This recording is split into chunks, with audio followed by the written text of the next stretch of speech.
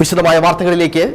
Sabarimala greenfield വിമാനത്താവളത്തിന് ആവശ്യമായ സ്ഥലം ഏറ്റെടുക്കുന്നതിനുള്ള റവന്യൂ വകുപ്പ് സർവേ നാളെ ആരംഭിക്കും. ഇതിനായി 5 താൽക്കാലിക സർവേയർമാരെ സർവേ വിഭാഗം നിയമിച്ചു. സർവേ നടപടികൾ 8 മാസത്തിനുള്ളിൽ പൂർത്തിയാക്കുകയാണ് ലക്ഷ്യം.